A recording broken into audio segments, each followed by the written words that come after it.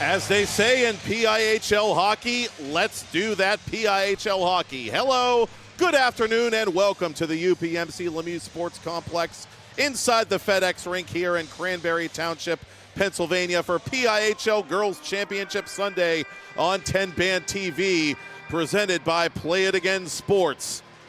That was Jeff Jimerson, preceded by Austin McLean. This is Aaron Norkovicus of UPJ Hockey. I am Matt Popchock, and for the first time in the 4-year history of the PIHL Girls Division, the top two regular season finishers have made it all the way to Championship Sunday. Team West in green, Team Southeast in red. Can Team West complete the perfect season? Can Team Southeast capture a second title in a 3-year span? One thing we do know, Aaron, is when you have the top two finishers, and for that matter, the two highest scoring teams in this 9-team league coming into Sunday, chances are you're in for a pretty exciting hockey game. Yeah, I mean, this is what they've played for all year. This is the championship game, and you got the two top teams, so you know you're going to get a good one here. And every player on the ice is excited for this one. You can feel the energy in here already. I mean, everyone's excited for this one, and I think we're going to have a good game on our hands here. It's not easy being green, and it hasn't been easy for Team West, having to survive two upset bids in a row, first by Team South, and then most recently by Team Northwest, and it took overtime to advance to Championship Sunday.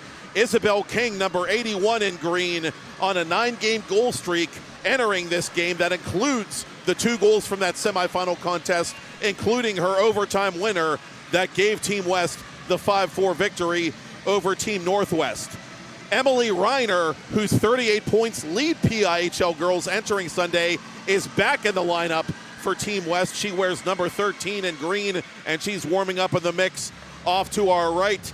And Reiner is a 2-sport star. She's a WPIHL All-Star goalkeeper for Quaker Valley Lacrosse. They're gearing up for the state playoffs, hence her absence Thursday night. She's back in the lineup. And this is a very deep West team that you and I have seen a couple of times this year. And I think defensively, Southeast's plate just got bigger with her back in the lineup. I mean, yeah, whenever you're going against the leading scorer in the league, I mean, it's never an easy task at hand. But Team Southeast, they know that they just got to play their game. I mean, they're in this championship game for a reason, and they don't need to change anything up here and just play the hockey they've been playing all season. They'll have a good chance here tonight. Reagan Fisher, number 50 in red and black, warming up in the mix off to our left, has registered 6 points for Southeast during their ongoing 4-game win streak, which obviously they'd love to make 5 in the biggest game of the year here today. 3 goals, 3 assists for Fisher in that span. She potted a pair in the semifinals against Team East, including a beauty of a shorthanded goal from her knees that really sunk Team East in the 3rd period of that game. Southeast went on to win 4-1. This is fitting for you, Aaron, because you get to see that big Peters Township contingent all over again, 6 players in all, and you could point to each of those 6 players and say, this player has done something significant for Team Southeast this season. I mean, yeah, this is the team that whenever I got here, this is the first team I got to see play, and they put on quite a show for us, and now I get to see them again in the championship game. And I mean, I haven't been able to do many of these games with you, but watching them, I mean, these 2 teams clearly are the 2 most exciting teams to watch when it comes to offensive power. So it's only fitting that these are your championship matchup here tonight. And it's fitting that history kind of repeated itself last Thursday. Cameron Hott, number 44 in red, who scored the championship-winning goal against Team East in 2023, scored the game-winning goal against Team East in the semifinal round last week. She's got 4 goals, 6 points in her last 4 games played. And funny enough, that was Cameron's first game-winning goal all year in 2025. Goaltending-wise, we expect to see Sydney Mathers, the league's #1 goalie, back in the cage for Team West. Mathers, the Trinity High School junior. For Team Southeast, the Bethel Park High School junior, Kaylin Pastor, has sort of slowly ascended to the #1 role. And even though she kind of took it on the teeth the last time these 2 teams met, allowing 6 goals in a 6-0 victory by Team West, she's been overall very good when she has played this season, and we saw her play a little bit already. Yeah, and I mean, anytime that you have a performance against the team that you might want back. I mean, it just adds fuel to the fire. You know that she's going to want to bounce back here tonight and prove to Team West that she is a good goalie here and that was just a one-time thing. Pastor sensed that last meeting with West on May 18th. 2 wins, a .906 save percentage, and 150 GAA in that span, regular season and playoffs included. In 4 of her last 5 starts overall, she's allowed 2 goals or fewer. So she's been, by and large, a very consistent goaltender. And again, we expect it'll be Pastor getting the nod here on Championship Sunday. And again, to no surprise, we see Sydney Mathers, number 29 in green, skating to defend the West goal off to our right. Mathers didn't necessarily have her A game this past Thursday, but I'll take her B or C game over a lot of goaltenders' A games. Yeah, I mean, unfortunately, I wasn't able to hear the Steelers semifinal games, but the games that I've seen her play, she's been unbelievable. And she's so calm in net. She controls the puck. She doesn't give up any bad rebounds, and I expect her to be great tonight. Reiner against Fisher for the opening faceoff, which ultimately will be controlled by Southeast, moving the puck from left to right on your TV, computer, or mobile device to begin the game. That 6-0 West victory was the only regular season meeting, by the way, between these two clubs in 2025. Behind the net, Leah Eichhorn, leading scorer for Southeast with over 20 points, to the point for Emerson Webster, and Webster puts some velocity on that one. Mathers passes her first test of the day. Good first shot to see there from Mathers, shot from the point. You just want to feel that puck, and like I just said, no rebound there given up. Clean face-off win to Webster. She fans on the attempted shot. Second chance denied again by Mathers, virtually from the same spot. King tied up along the half wall by Webster. Webster played a solid 200-foot game in the semifinals, made a big sprawling defensive play to deny a breakaway chance for Kylie McKenzie of Team East in a pivotal moment in last Thursday's game. West going for an early change. Southeast plays this puck around its own board's near side.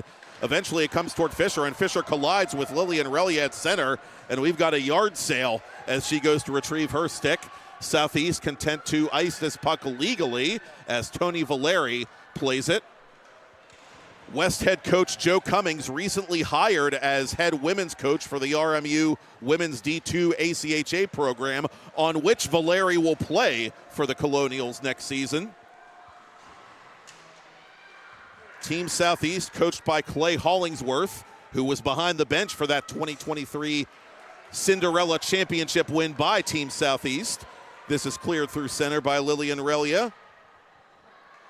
Ella Schultz, who had a big goal in the semis for West, plays that puck far side. Southeast calmly gets it back to center.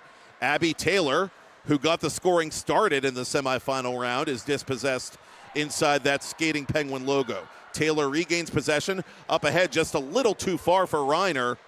Reiner taken off that puck by Southeast captain Lucy Hollingsworth, part of that 6-player Peters Township posse. King from an angle, shoots, scores! Izzy King makes it 1-0 West, and get her an orange and a grape and none of that stinking root beer. Team West striking early. It's a great shot, short side shot from King, but don't want to overlook that pass by Relia. That puck was just coming down to her in the slot, and she did a little one-touch right through her legs and left it in open space for King. I mean, that's such a good heads-up play, and it's eyes in the back of her head right there by Relia. There's nothing better than Lucky 21, except Lucky 22. 22 goals this year to lead PIHL girls for Quaker Valley's Isabel King.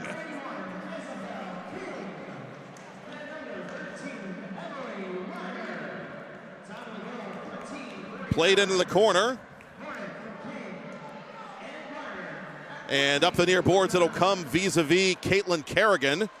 Kerrigan retreats as Maddie Relia, the taller of the two Relia sisters, plays it inside the Southeast blue line. And we get a whistle early in period 1 with Isabel King extending that goal streak aforementioned to an even 10 games now. It's very clear that both teams have their legs and both teams came ready to play. I mean, chances going both ways so far. I mean, this game's been back and forth. Only 3 shots on goal, but they've been a good, solid 3 shots. Southeast plays the face-off toward its own blue line, trying to get it back to center. Eventually, Alexa Bloom, the Peters Township rookie, will get there for Southeast. Behind the net for Eichhorn. Eichhorn reverses to her forehand and reverses the play near side. Haley Herbst up to center for Jenko. Pretty move by Jenko. Jenko to the goal. She tries to tuck it behind. Past her, and she does! Carolina Jenko going coast to coast like the Space Ghost. And Team West is out to yet another of its trademark fast starts with 13:51 to play in the first. Yeah, not the greatest step up there by Dale. I mean, that's probably a 75-25 puck there. And as a defenseman, even if it's a 50-50 puck, you don't want to step on those. You just want to stay back and take your one-on-one. And great awareness there to capitalize on that opportunity, give the team 2-0 lead. Jenko, last year's leading scorer for Team West, which lost in the championship game, gets her 9th goal of 2025 as Mathers is called into action at the other end.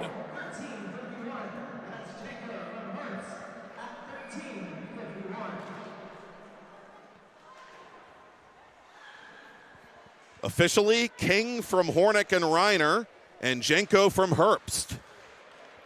West 2, Southeast nothing. 2 shots, 2 goals for Team West, exactly how they began the semifinals, scoring on their first 2 shots of that game as well. Yeah, and it's important for Team Southeast here to remember there's still a lot of hockey to play here. I mean, 2 shots and 2 goals, they can easily go down and just do the same thing here. We've seen a number of times this Southeast team has some firepower. Icing on West, and Southeast, to wit, played in one of the wilder regular season games we've seen, that 7-6 shootout contest back on the island against last year's league champion, Team Southwest. Second highest scoring team in the PIHL girls division, up against the first, Team West. Turnaround shot, score! Emily Reiner makes it 3-0, and these pretzels are making me thirsty. Reiner just blindly swatted at that puck on her backhand, Aaron. I don't even think she knows how she scored from there. Yeah, I couldn't tell if Reiner put that in or the Southeast player did. That was Rudy there, but I couldn't tell if that goes in, and we might see a goalie change here for Team Southeast. And yeah, they're going to take a timeout here, but yeah, we're going to see a goalie change here for Team Southeast, and this is just not the ideal way you wanted to start a game. And it's a shame because Pastor had been so dialed in our last couple of games, really playing well for Southeast. But the floodgates opening early in Team West's favor, and Pastor will be relieved by the rookie from Geibel Catholic out in the Connellsville area, Gabby Lepresti. And what a neat story she's been, coming all the way from one of the more far-flung communities in PIHL's footprint. Her first season of PIHL girls hockey. We talked a little bit, me and you, before we went on air, about how Team West has been to this championship game 3 to the 4 times, and they've yet to win one. And they might know that here because they came to play today, and they're putting everything on net right now. Lepresti, a very impressive regular season results-wise. 5 wins in 10 games dressed for. A .327 goals against, .811 save percentage, and just over 280 minutes of action entering Sunday. So the numbers individually might not be pretty to look at, but it's a results business, and she has been getting results for Team Southeast this season. So let's see if Clay Hollingsworth's message sending sends the message, and Southeast can wake up a bit here after spotting Team West a 3-0 lead less than 5 minutes in to this championship game. Yeah, it's kind of gives me the same feel of the Game 5 of the Dallas and Edmonton game. I mean, they pulled Ottinger early in that one, and it kind of lit a spark under Dallas. So let's see if Southeast can kind of find that same spark here and get something going here offensively. Emily Reiner has hit the 40-point plateau already as West has scored again. Mercy does not exist in this dojo, Aaron. It's Reiner right in the thick of it per usual. Make it 4-0. Yeah, that's another goal just right in the slot for Team West. Team Southeast is just letting them go right to the front of the net, and they're not tying up sticks or anything right now. So, I mean, it's always unfortunate when your goalie lets in 4 goals on 4 shots, but you also have to help them out a little bit when it comes to the front of the net. A blazing start, even by Team West standards. West came in with 73 goals as a team, averaging over 6 per game. They're an undefeated club for a reason, folks. West 12-0 entering Championship Sunday. The number 2 seed Southeast 9-2-0-1 entering Championship Sunday. The cream literally rising to the top for this year's PIHL girls final matchup. But right now it's all West all the time. Might have another 2-on-1 here. Here's Abby Taylor. Taylor chased by Eichhorn. Taylor tries to put it on goal. She can't. Good stick by Eichhorn and by Dale for that matter.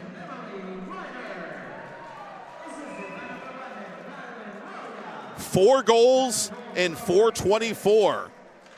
Hornick, Jenko, and 2 in a row by Reiner. The first assisted by Taylor officially. The second assisted by Maddie Relia officially. Reiner's 2 goals, by the way, come 20 seconds apart. Kolobosh chips it toward goal. Lillian Relia couldn't feather that one past the backup goaltender Lepresti. Kolobosh, the rookie, gets it to the corner.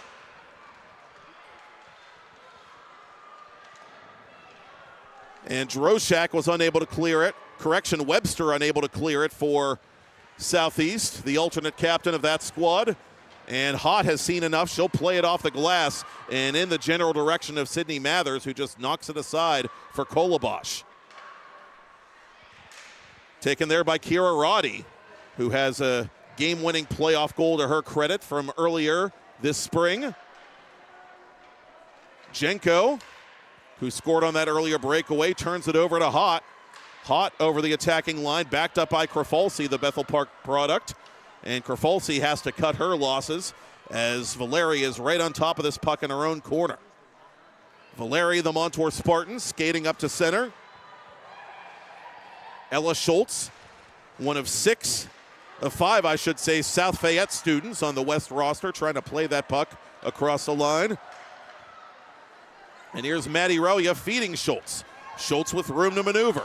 Schultz turns around the defender, puts it just wide of goal. Lepresti watching it go by. Side of the net, Relia catches up to that puck. Relia to the point for Hornick. Hornick near side. And on the vacant left wing, Schultz will get there first. Alexa Droshak, wearing that distinctive Penn's Elite golden helmet, plays it for Harley Dale. One of Droshak's Penn's Elite teammates, and today her counterpart, Maddie Relia, starts to play the other way to Reiner. Reiner for King. King shooting, I'll take that, thank you very much. And Gabby Lepresti is trying to restore sanity for Southeast early. This duo of Reiner and King have created a lot of offense already. I mean, 3 points for each of them so far already in this game, and just creating a lot of chances between each other right now. Oh, I'm sure Reiner was heartsick to have to miss that semifinal game. She and King have played so much hockey together in PIHL girls in recent years.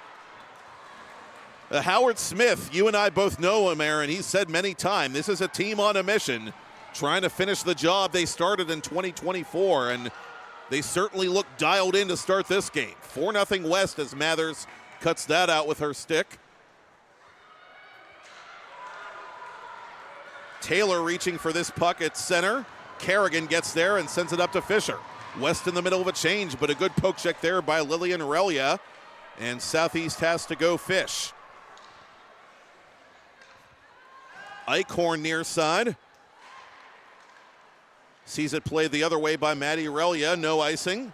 Approaching the midpoint of this first period with Team West in command.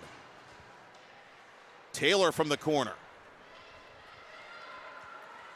Up it comes to Webster. Emerson Webster and Kira Roddy offside. Yeah, going back to talking about Coach Howard there, I mean, he's such a smart coach, and I'm sure this coaching staff was letting them know in the locker room that it does not matter how many wins you have in the regular season or lack of losses, I should say, for them, but it's a one game, one and done here, and they came ready to play here today. He has been coaching youth hockey for literally as long as the PIHL has been around, 26 years and counting, as Lepresti makes a nice stick save there on Jenko. Maddie Relia from center. Against the grain, she plays it up ahead, intended for Carolina Jenko. The pass easily broken up by a number of Southeast back checkers. Hot with space on the left side. Hot around the defender. Hot to the backhand to goal. Score! It's getting hot. It's getting hot up in here. And Southeast cracks the goose egg with a lot of time left.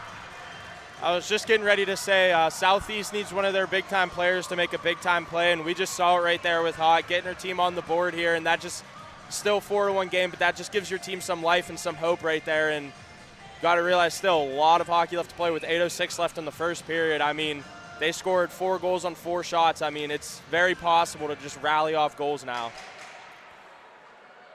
The big 1-0, goal number 10 this year for Cameron Reese Hott, the Peters Township Junior, as corroborated by Austin McLean in unison. Mathers hugging the far post as it's played by Shaylee Welsh defensively. So Southeast lighting a candle of hope perhaps with, again, a lot of time left in this hockey game, and now it is a 3-goal affair for Hott, 7 points in 5 games, and they get it right back. Valeri shot it. I'm not sure who touched it, but just as quickly as Southeast lands a punch, Team West lands a counter punch. Yeah, the shot from the point there, Webster went down to go block and it hit her inner calf there and just went through the 5-hole, and that is heartbreaking for if you're Team Southeast here right now, but just got to keep your foot on the gas. Shaylee Welsh of West seemed to be stumbling a bit. Not sure if that puck hit her or not as she went to the West bench after the goal was scored. But in any event, as Lepresti makes that save off the shoulder, it's a 4-goal game all over again. And we'll see who exactly gets credit for this latest Team West tally. Fisher trying to center it. Backhanded on Mathers. She makes that save on Bloom. Officially, it is Valeria's goal, set up by Lillian Relia. So both the Moon Tiger sisters have contributed. Maddie and Lillian, they of Penn's elite lore. West 5, Southeast 1, under 7 to go in period 1. Talked about playing a 200-foot game here earlier in that game, and that's a good play by Valeria there. She scores the goal on one end and then stops the 2-on-1 down at the other. Turnaround shot by Eichhorn is denied loudly by Mathers. Mathers pitched a shutout in her PIHL girls debut a couple of years ago at the Ice Castle, making 20 saves in that game. She has 2 shutouts this season. Play in front for Reiner. Reiner unable to put it on target. Herbst backpedaling. Both teams in the middle of a change. Dale on her backhand, trying to catch West in a bad change as Hott goes to the corner after this puck. Hott behind the net, attracts defensive attention as it comes up to Webster. Webster fires just wide. That didn't miss by a lot. Shoulder check by Hott on Herbst. Jenko dumps the puck, and she wants to come off here at the end of her shift. Joe Cummings again changing personnel quickly. Outlet pass to Herbst. Herbst dribbles it on goal. Easy save there for Lepresti. Webster, the alternate captain. That puck bouncing on goal in midair. Boy, did that take a strange deflection. And that almost got in behind Lepresti, and give her credit for finding it. Yeah, that's a good save by Lepresti there. That puck very high in the air, and she's not the biggest goalie, and she did a good job of being able to track that and catch that puck while down.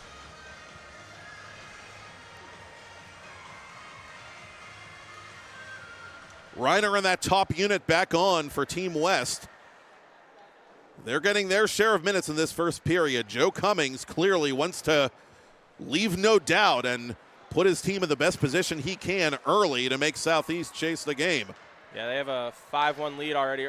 Right in front, and that was like shooting fish in a barrel for Izzy King. And you can break out the chapeaus, not for Reiner, but for King.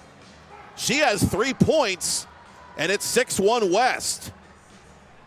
It's a nice tic-tac-toe play there by those three. But as I was saying, I mean, now up 6-1, and it's clear that Team West wants to keep their foot on the gas here, and they don't want to give Team Southeast any hope right now. And they're just going to keep playing their top guns and keep letting them drive up this score as much as they can right now.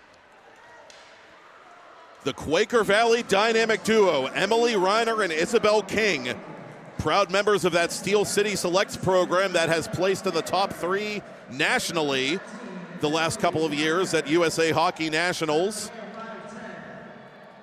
One of the premier junior hockey programs for girls in America, really, let alone the Mid-Am region. And the talent evident once again this afternoon.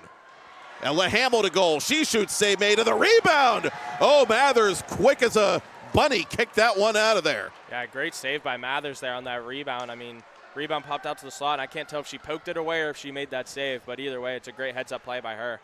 Reiner just nonchalantly redirects it on goal, and this is getting serious. I mean, it almost looks, the way West is skating in this first period, this is almost like a glorified practice for them, just the way they look dialed in the attacking zone. I mean, yeah, they're showing everybody right now why they went undefeated this season, and that even though they almost got upset there in the semifinals, I mean, they came to play today, and they showed that it doesn't matter if they almost got upset in those games because they still won, and they're here right now.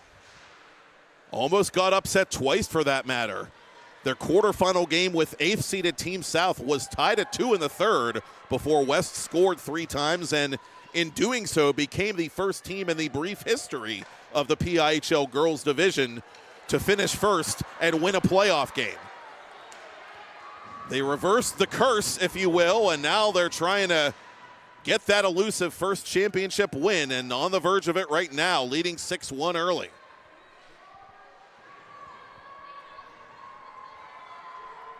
Back to center. Leela Zamiska, the South Fayette rookie defender, playing that puck. Right to Reagan Fisher, however. Fisher coming off that big 2-goal outing in the semis, losing control of that one. West unable to clear. Eichhorn with the takeaway. Leah Eichhorn, the Baldwin Highlander, off a skate right out in front and right to Schultz conveniently. Schultz puts the moves on Krafalski. Schultz to the goal, stays with it. Schultz shoots off Lepresti. Sort of a clumsy play, but Schultz didn't give up. Lepresti still had to make a good save. Schultz. Hot makes her move, and she shoots just shy of the protective netting. Valeri messing with her mojo just enough.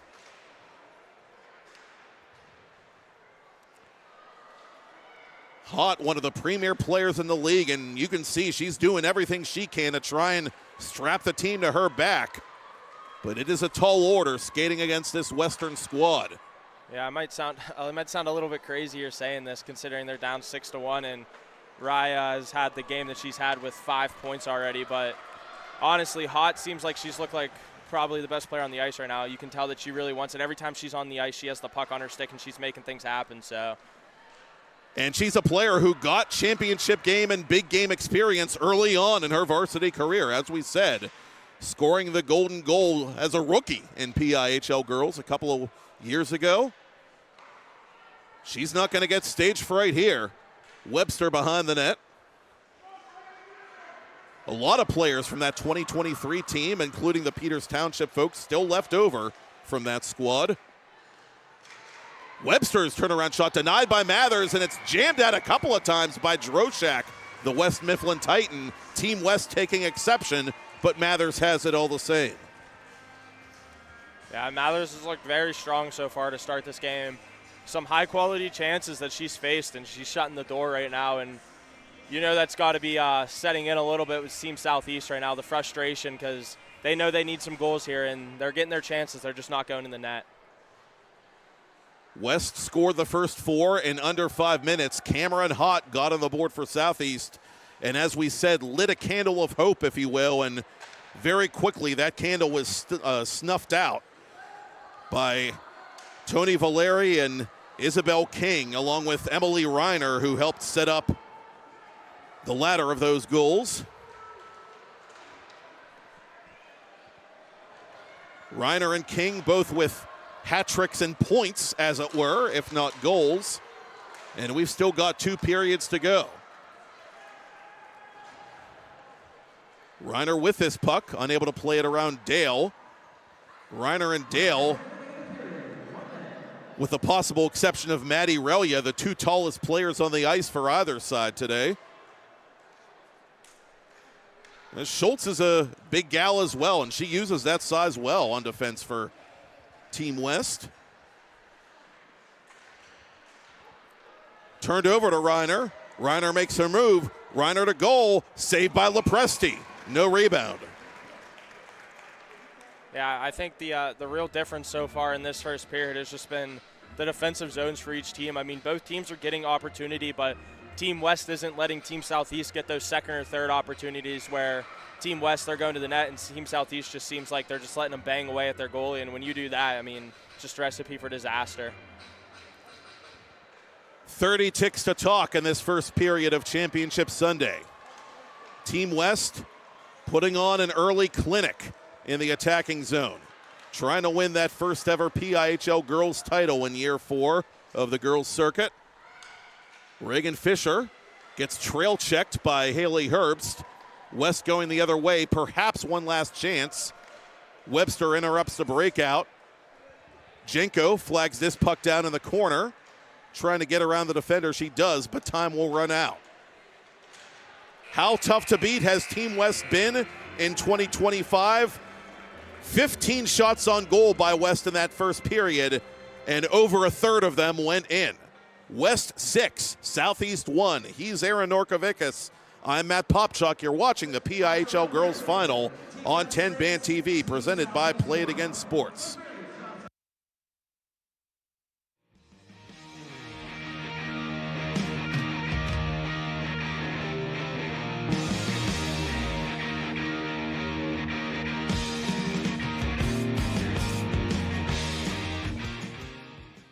Thank you for calling Penny, PA's health insurance marketplace. How can I help you? I need help paying my health insurance premiums. You came to the right place. Penny gets you the lowest costs on high-quality plans. Enroll now at penny.com. Paid for with Pennsylvania taxpayer dollars. Play It Again Sports in Greensburg is your locally owned and operated sporting goods store. We set ourselves apart by offering a wide variety of both new and used equipment at competitive prices, located in the Greengate East Plaza, below Walmart. Play It Again Sports' knowledgeable staff will help you and your family prepare for every athletic season. Whether you're looking to buy, sell, or trade, we are here as your one-stop shop. At Play It Again Sports in Greensburg, everybody plays. Do you have a favorite leather couch or chair that's damaged? Has your car, boat, or RV's interior seen better days? Maybe your business's furniture or your private aircraft's interior could use a little love. You're probably thinking replacement is going to be expensive. And what happens to the damaged piece after you throw it out? Does it just end up in a landfill?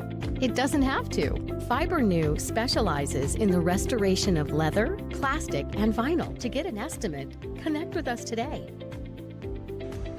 Play It Again Sports in Greensburg is locally owned and operated and focused on serving the community. Play It Again Sports buys, sells, and trades used in new sports equipment and fitness gear and passes along the savings to you. Making that save to start period 2, Sydney Mathers, as Team Southeast going all out off that opening shift, looking for that second goal, and it was Reagan Fisher denied by Mathers. Continuing my thought, Play It Again Sports has a large inventory, customer service, and wide selection of major brands to keep you coming back for years. Open 7 days a week.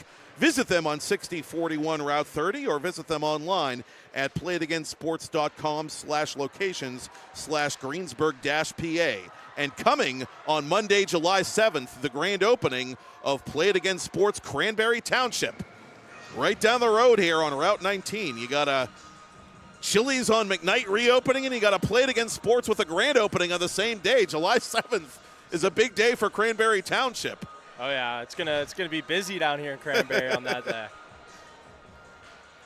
It's been a busy championship Sunday with Aaron Norkovicus, Matt Popchock with you for TenbandTV. The 2025 PIHL Girls Championship game, and to this point, this championship contest has been no contest. Team West has seen to that personally. 4 goals in a 5-minute span on 4 shots to boot to begin this game, and against both Team Southeast goaltenders, the current lead for West is 6-1. Yeah, I mean, I don't think you could have a more ideal first period in a championship game if you're Team West right there. And it's about to get even more optimal as West is awarded the game's first Penny Power Play. Penny is Pennsylvania's official healthcare marketplace. Visit Penny, PENNIE.com today to see if you qualify for enrollment. Follow them on social media at Penny PA. Holding is the indication against Southeast captain Lucy Hollingsworth, the Peters Township youngster. The #1 power play in the league entering Sunday, that of Team West, goes to work here with a comfortable lead already. I mean, since we've been doing this, we've seen our fair share of shorthanded goals, so don't be surprised the Team Southeast here is aggressive on this PK, trying to get one back here. Southeast, a pretty good penalty-killing team, 3rd overall at 89.5% entering Championship Sunday, as we get a stoppage in play with the puck out of play at the Team West bench. Southeast with 3 shorthanded goals, including Fisher's masterpiece on Thursday.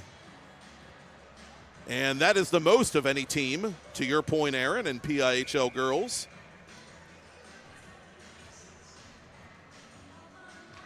That might actually be 4, in fact, because I believe it was 3 entering that Thursday contest.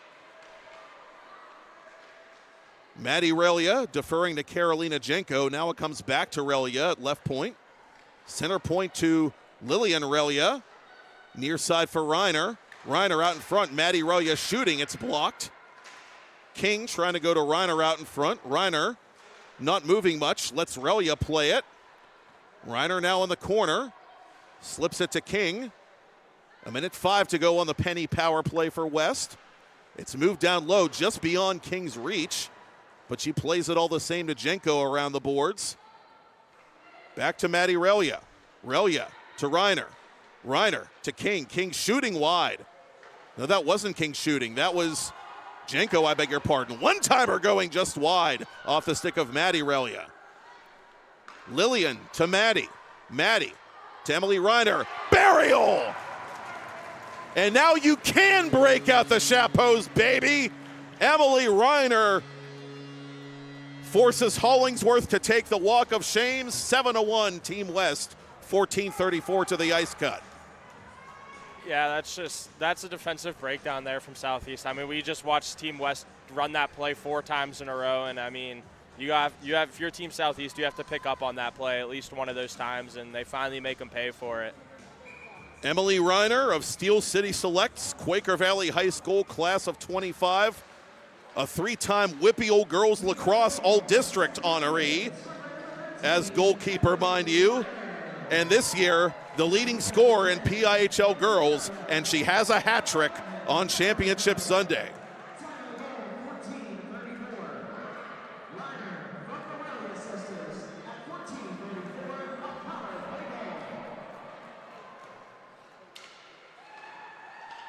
The 9th power play goal of the season for Team West, which leads PIHL Girls. Murphy Hornick playing this puck to her own defensive boards. Hornick preparing to study radiology at my alma mater, the University of Cincinnati, this coming fall. Kerrigan behind the net. Outletting beyond the reach of the intended target, Kerrigan. West plays it up to the neutral zone. Hornick for Welsh. Welsh getting discombobulated with Schultz. Ella Krafalsi trying to play it out, the Bethel Park Blackhawk. And she does this time right to Gemma Kolobosh.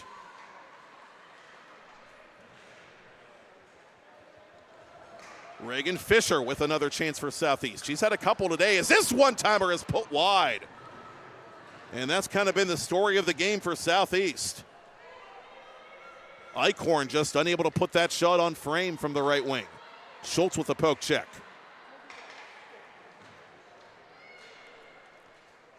Kolobosh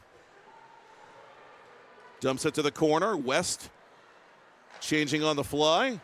Outlet for Eichhorn. Eichhorn should be the first player to this puck. She is. She shoots in one motion, and Mathers just got a piece of it.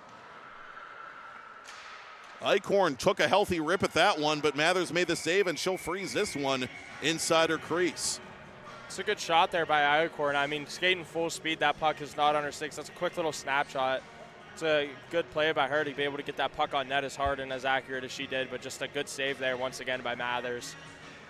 The Mount Washington Shop and Save is a proud sponsor of PIHL girls coverage on TenbandTV. Check out our ads on your screen during any of our PIHL girls broadcasts, live or on demand, for the latest, greatest deals on everything the Mount Washington Shop and Save has to offer. Whatever you need, store managers Jim and Michelle Kazarowski will make sure you find it at the Mount Washington Shop and Save. And special thanks to Jim and Michelle for their continued support of PIHL coverage all throughout the 24-25 academic year on TenbandTV.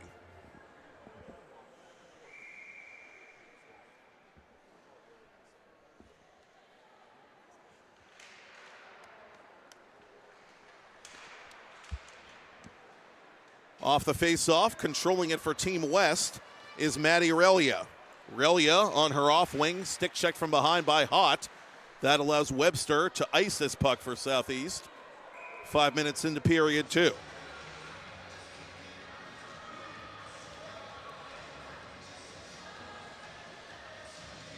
And by the way, if you want to join the TenbandTV family of PIHL sponsors for 2025-2026, email sales@tenbandmedia.com. Ask for this guy, Aaron Norkovicus. Ask for him, ask for Todd Kazarowski. They'll both be happy to help you. It'll be fall before you know it, and we'd love to have you on board for next season. We'll be back with PIHL and some local club college coverage. I'm sure the Ice Cats are looking forward to that in particular, and you'll be back with them for another season, I know, Aaron.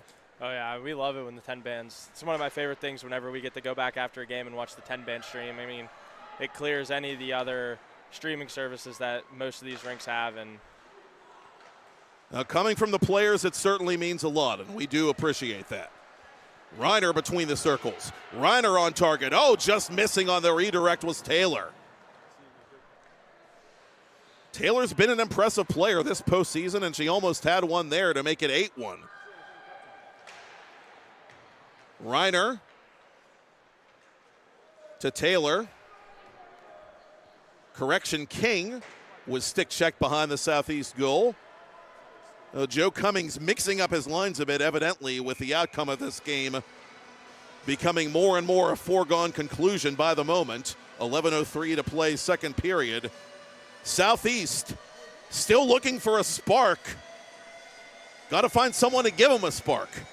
yeah, and like we said earlier, I mean, you got to look to your top guns. I mean, Hott has done everything she's can so far in this game to get something going, and you just got to hope that she can find the net or back of the net here, or set someone else up to find the back of the net here soon.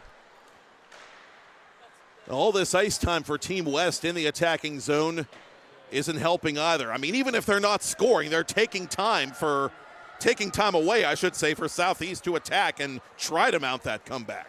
I mean, yeah, I mean, you hear coaches say it all the time, off the iron right there. But you hear coaches say it all the time. I mean, best defense is offense, and they can't score when you're in their end. So Reagan Fisher was the one who found metal but not mesh. Eichhorn unable to shoot it cleanly on goal. She was interrupted defensively. Webster's shot is blocked. Team West, when it's going right, and they're just doing all those little things right defensively, and they got a bounce, too, just a second ago. yeah, and it's those collection of little things that help you win games. I mean, like we talked about it a few weeks ago. I mean, the subtle back checks, the stick lifts, the cover in the high slot, it's stuff like that that helps you win games. And when you're keeping the puck out of your net and putting the puck in the other team's net, it just makes that look even easier. I was in this building earlier this spring, Aaron, to see Shattuck St. Mary's, the Minnesota prep school, three-peat as USA Hockey National Champions. And in that final game against a club from Boston, just to kind of underscore your point, they did all the little things right. I mean, it was just such a very business-like performance, and that's the difference between the teams that are up here and the teams that are a notch below the teams that are up there, as Mathers covers. I mean, yeah, it's one of the reasons why, I mean, Shattuck St. Mary has been arguably the top prep school program in the country for so long. I mean, you look at some of the names that have come out of that school. I mean, Sidney Crosby, Jack Johnson, I believe John Tavares or Jonathan Tays played there as well. I mean, it's because they teach those players those little things, and those little things are what translate to those upper leagues. And I mean, when you do all the little things correctly, it doesn't matter how many goals you put in. I mean, that's what coaches love to see. Literally half of that roster were Division I men's hockey commits. I mean, that's just how loaded they were. And I'm willing to bet that a lot of these Team West and Team Southeast players, for that matter, are going to go on to bigger and better things as well. We told you about Valeri and Hornick. You've got some Penn's elite talent on the Southeast side as well, even though today hasn't been their day to this point.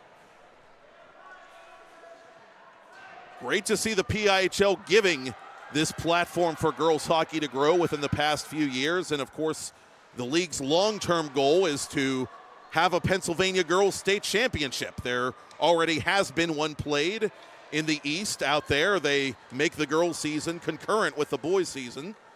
So hopefully that'll change in the future as well here in the West.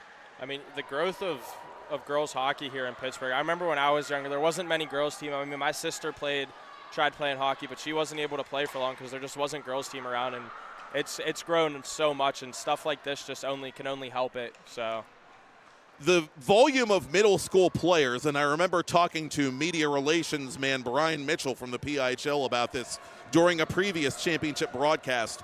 In those first couple of years, the volume of 7th and 8th grade players who were chomping at the bit to play PIHL girls once PIHL girls officially became a thing was very noticeable to the people who were running the league. And you know, they started with 7 teams, they grew to 9 teams very quickly, and those 9 rosters are growing and starting to make even more geographical sense now that they're growing, as we have a penalty called here with 8:16 to play in the second.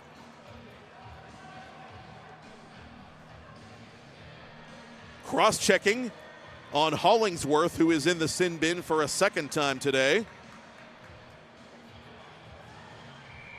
Team West up by a touchdown, 1-for-1 on the Penny power play. Here comes chance number 2 in this championship game.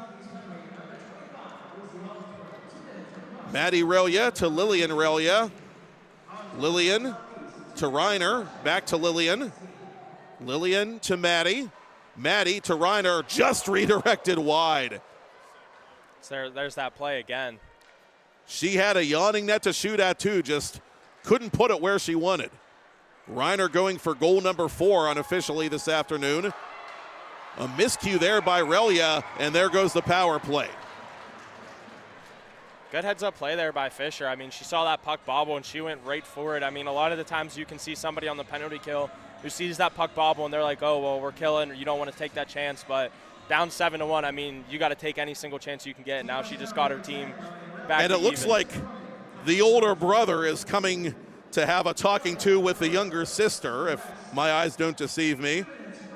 Did any of your, do you have siblings, Aaron? Did any of them come down and talk to you when you were in the box? I mean, I have an older brother and older sister, but my older brother, I mean, he always played at the same time. Like, we played hockey, and after games, I mean, he always had something to say. He wouldn't talk to me in the box, but after games, him and my dad were always trying to coach me up. And, I mean, they're usually right, so they're the ones watching from up here, and they see the game differently. So you just got to, a lot of times you might think they're wrong in the moment, but you reflect and realize that they're right, so you just got to listen to what they're saying. Gorgeous play there by Fisher, nearly cashing in 4-on-4 for Southeast, but Mathers rose to the occasion, covering that puck in the prone position.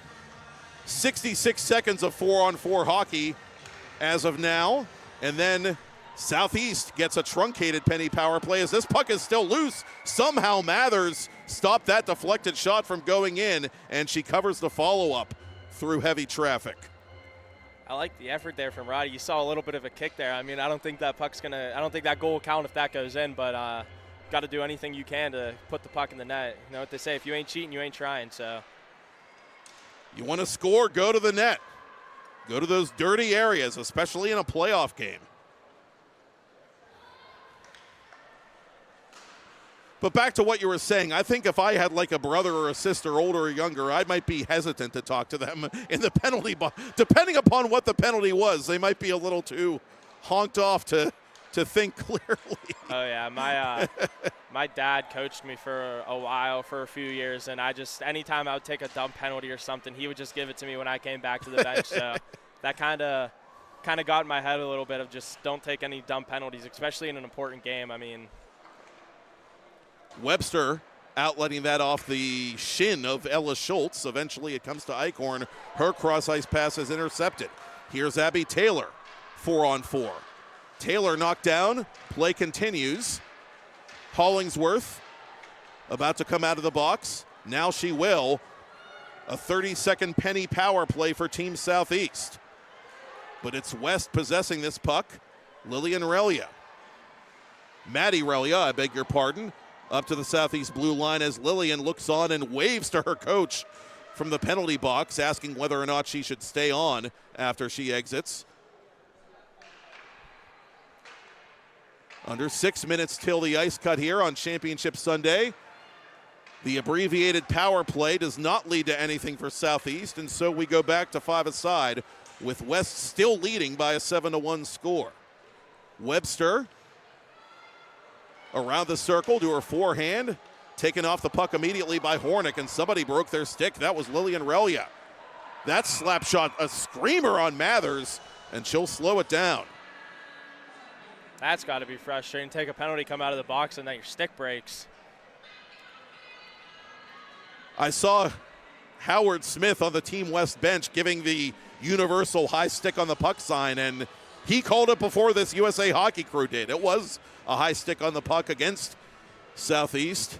Oh, yeah, he's that man has eagle eyes, I'm telling you. Oh, yeah, he is such a good mind. He sees everything, and I mean, like we talked about with Shattuck and teaching the little things, I remember he's the one who taught me how to play hockey, and that was one of the things he emphasized to me and my cousins and my brother when we were younger. It's those little things that really matter.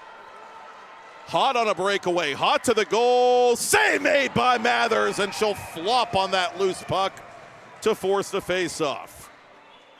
Great job by Mathers there, good save. I mean, breakaway, obviously. I think in a breakaway, most of the time the player's the one with the advantage there, but she did a good job of staying square to that puck and giving Hot nothing to shoot out. And even though it's a 7-1 game, that's still a big goal. I mean, you never know. One goal in Southeast could have a new life, and so you never know what can happen.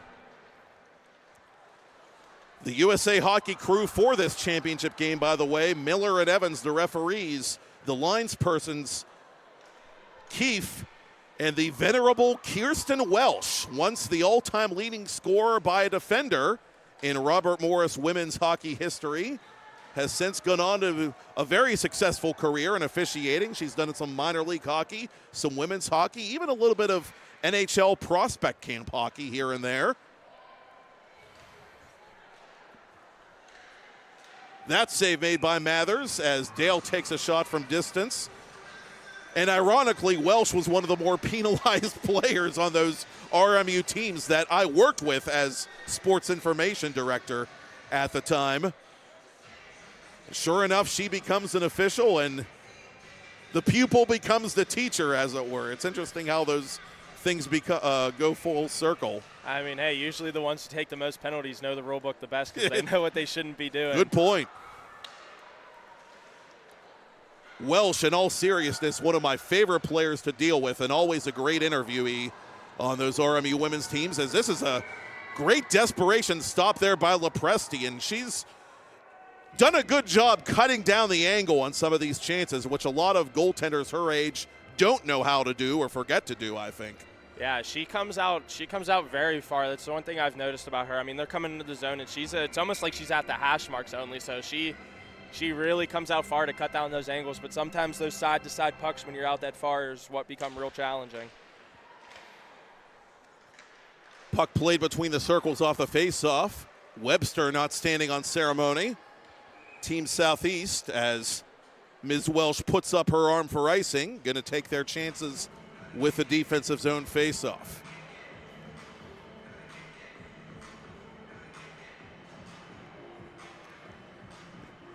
And I was saying off the air, we've seen a number of RMU Colonial alumnae come through this building in one way, shape, or form. Brittany Howard, the program's former scoring leader, has become a coach with Penn's Elite, as has Wason Rice, the British Columbia native and former co-captain of recent RMU teams.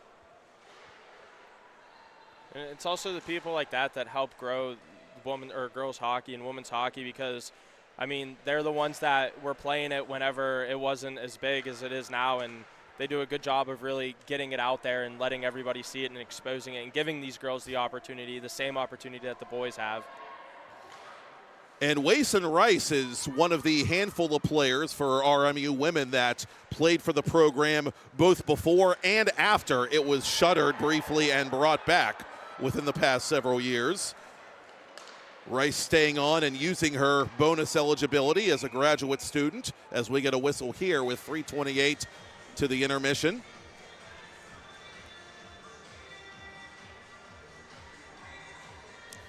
I mean, the second half of this second period, we've seen Team Southeast make a little bit of a push since that power play that they killed off, or that penalty kill they killed off. I mean, we've seen a little bit of a push here. It's just whether the case of actually putting it in the net right now. Face-off coming up at center. Schultz plays it forward. Southeast plays it from its own blue line and erroneously into its own bench. So we'll do it again from the neutral zone, I believe, this time right in front of the Team West bench. Yeah, just looking at the body language right now at Team Southeast, they just look defeated. A lot of shaking heads. People on the bench just don't seem as pumped up as they were at the beginning of the game, and sometimes that's just super, super frustrating as a player. I mean, trust me, I've been on both ends of a blowout, and when you're on the losing end of it, it's just not fun. And it's one thing if it's a regular season game, because I think as a player, it's easier to shower that off, figuratively speaking. You're like, okay, we got beat. It wasn't our night. We get ready for the next one. But there's a finality to this game, and nobody wants to get embarrassed, obviously, on either side in a championship game, and I think that's putting some of the sting into it as well for Southeast. Yeah, I mean, yeah, my sophomore year of college, the game that you called, actually, I mean, we played St. Vincent, we lost 8-1, I mean, and it's just such a horrible feeling, because then you sit there and you think about it all summer going into the next year, and it's just like, it just sits with you, and you never forget that feeling.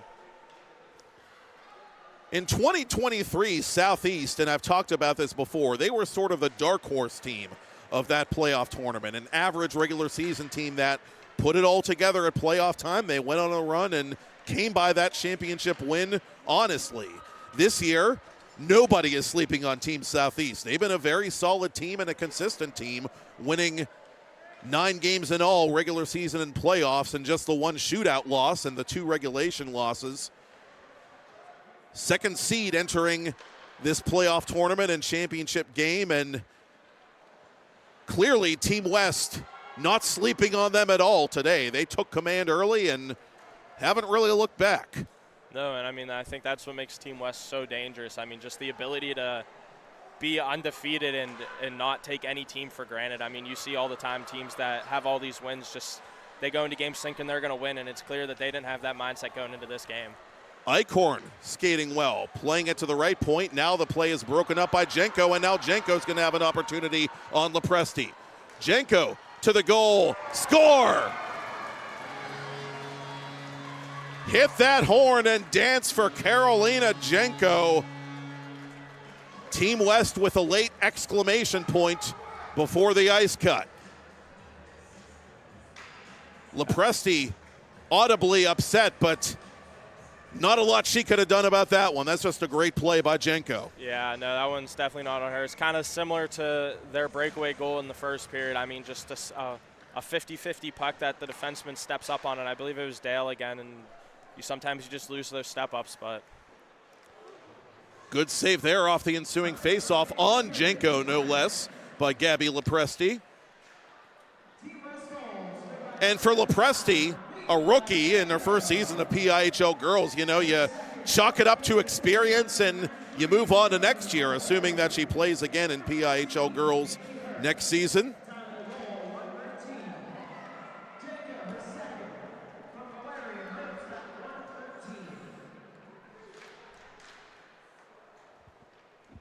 West 8, Southeast 1 as we wind down second period play on Championship Sunday. And in case you couldn't hear Mr. McLean, it is Jenko officially from Valeri and Herbst, the Montour duo. Carolina Jenko had an OT winner in last year's semifinal round for West to get them to the championship game. Team West losing that 2024 final on kind of a fluky goal at the end against Team Southwest. The hockey gods very much on their side today, though. Team West 8, Southeast 1. One more period to go on PIHL Girls Championship Sunday. He is Aaron Norkovicus. I am Matt Popchock, and you are watching it on TenbandTV, presented by Play It Again Sports.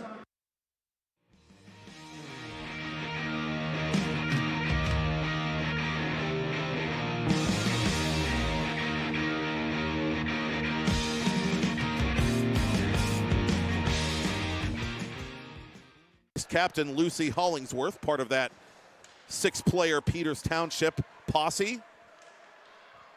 King from an angle, shoots, scores! Izzy King makes it 1-0 West, and get her an orange and a grape and none of that stinking root beer. Reverses to her forehand and reverses the play near side.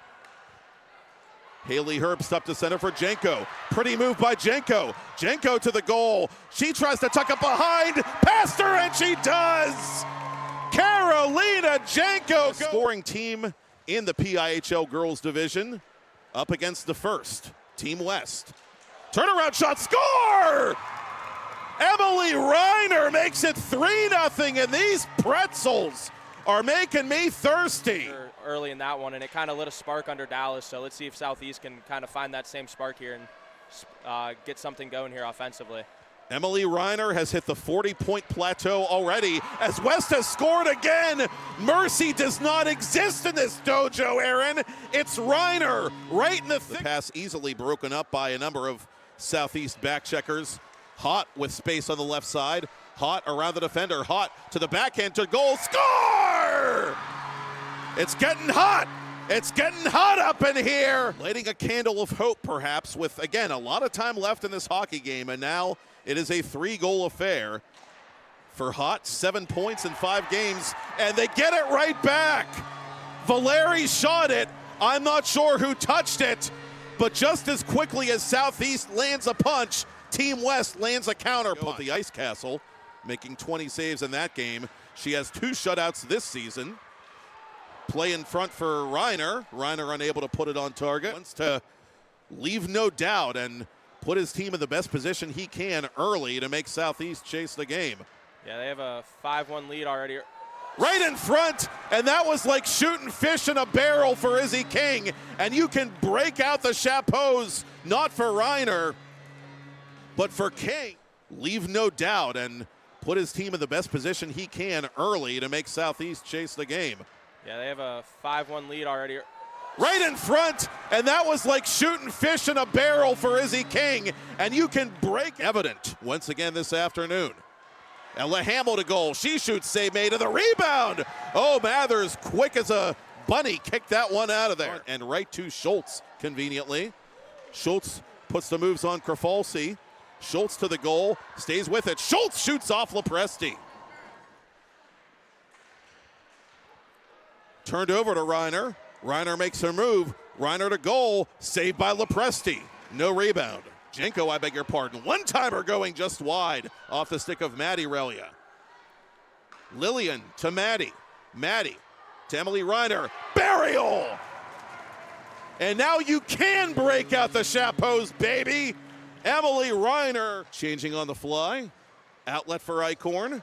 Eichhorn should be the first player to this puck. She is. She shoots in one motion, and Mathers just got a piece of it. Performance, and that's the difference between the teams that are up here and the teams that are a notch below the teams that are up there, as Mathers covers. I mean, yeah. Lillian to Reiner, back to Lillian. Lillian to Maddie. Maddie to Reiner, just redirected wide. Couldn't put it where she wanted. Reiner going for goal number 4 unofficially this afternoon. A miscue there by Relia, and there goes the power play. Hot on a breakaway, hot to the goal, save made by Mathers, and she'll flop on that loose puck to force the face-off. Clear that they didn't have that mindset going into this game. Eichhorn skating well, playing it to the right point. Now the play is broken up by Jenko, and now Jenko's going to have an opportunity on Lepresti. Jenko to the goal, score!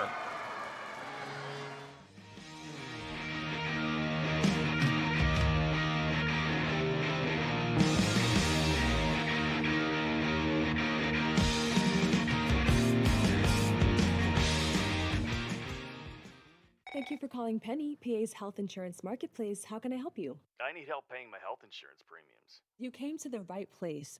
Penny gets you the lowest costs on high-quality plans. Enroll now at penny.com. Paid for with Pennsylvania taxpayer dollars. Play It Again Sports in Greensburg is your locally owned and operated sporting goods store. We set ourselves apart by offering a wide variety of both new and used equipment at competitive prices. Located in the Greengate East Plaza, below Walmart, Play It Again Sports' knowledgeable staff will help you and your family prepare for every athletic season. Whether you're looking to buy, sell, or trade, we are here as your one-stop shop. At Play It Again Sports in Greensburg, everybody plays. Do you have a favorite leather couch or chair that's damaged? Has your car, boat, or RV's interior seen better days? Maybe your business's furniture or your private aircraft's interior could use a little love. You're probably thinking replacement is going to be expensive. And what happens to the damaged piece after you throw it out? Does it just end up in a landfill? It doesn't have to. FiberNew specializes in the restoration of leather, plastic, and vinyl. To get an estimate, connect with us today.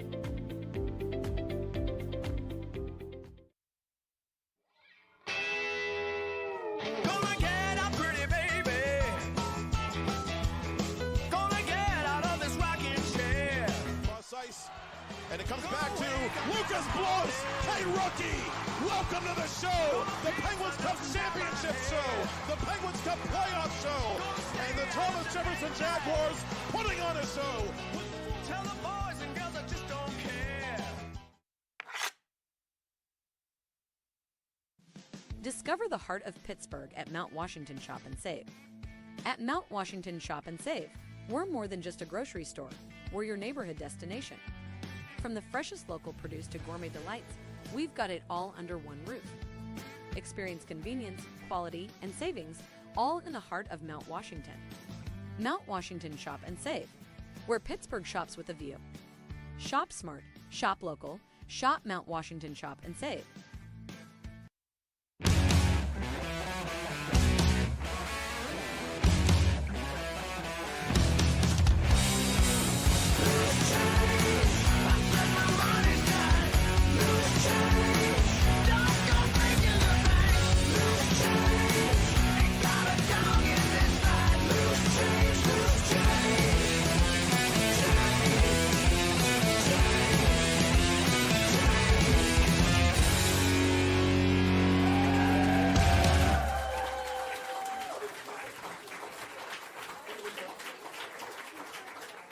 Thank you for calling Penny, PA's official health insurance marketplace. How can I help? Would preventative care and screenings be an option? You came to the right place. Penny gets you the lowest cost on high-quality plans. Enroll now at penny.com. Paid for with Pennsylvania taxpayer dollars.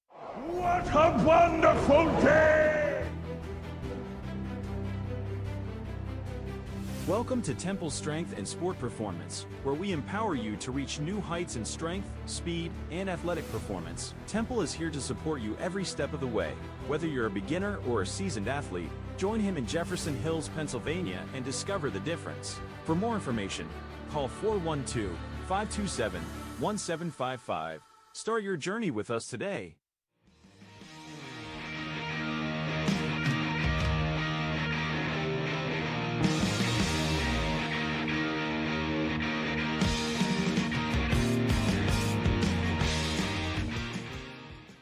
Thank you for calling Penny, PA's health insurance marketplace. How can I help you? I need help paying my health insurance premiums. You came to the right place.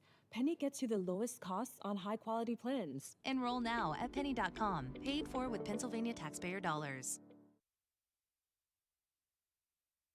Play It Again Sports in Greensburg is your locally owned and operated sporting goods store. We set ourselves apart by offering a wide variety of both new and used equipment at competitive prices. Located in the Greengate East Plaza, below Walmart, Play It Again Sports' knowledgeable staff will help you and your family prepare for every athletic season. Whether you're looking to buy, sell, or trade, we are here as your one-stop shop. At Play It Again Sports in Greensburg, everybody plays. Do you have a favorite leather couch or chair that's damaged? Has your car, boat, or RV's interior seen better days? Maybe your business's furniture or your private aircraft's interior could use a little love. You're probably thinking replacement is going to be expensive. And what happens to the damaged piece after you throw it out? Does it just end up in a landfill? It doesn't have to. FiberNew specializes in the restoration of leather, plastic, and vinyl. To get an estimate, connect with us today.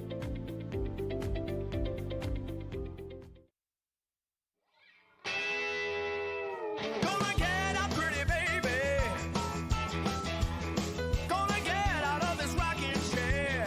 Cross ice, and it comes back to Lucas Blows. Hey, rookie, welcome to the show, the Penguins Cup Championship show, the Penguins Cup Playoff show, and the Thomas Jefferson Jaguars putting on a show. Tell the boys and girls I just don't care. Discover the heart of Pittsburgh at Mount Washington Shop and Save. At Mount Washington Shop and Save, we're more than just a grocery store. We're your neighborhood destination. From the freshest local produce to gourmet delights, we've got it all under one roof. Experience convenience, quality, and savings, all in the heart of Mount Washington. Mount Washington Shop and Save, where Pittsburgh shops with a view. Shop smart, shop local, shop Mount Washington Shop and Save.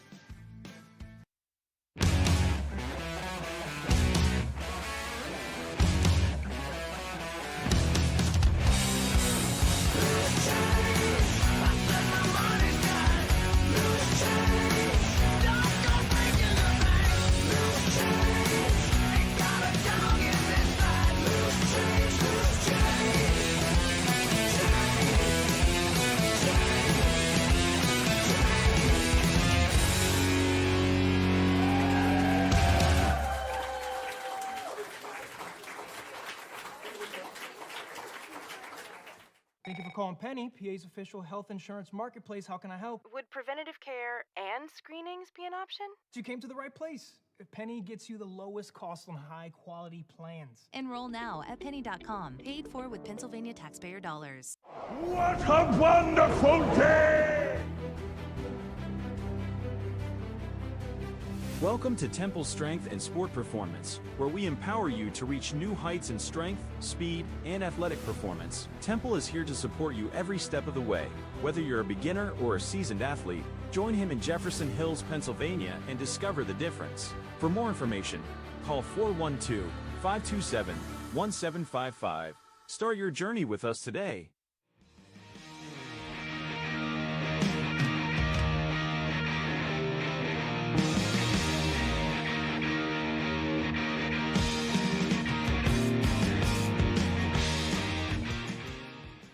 Thank you for calling Penny, PA's health insurance marketplace. How can I help you? I need help paying my health insurance premiums. You came to the right place.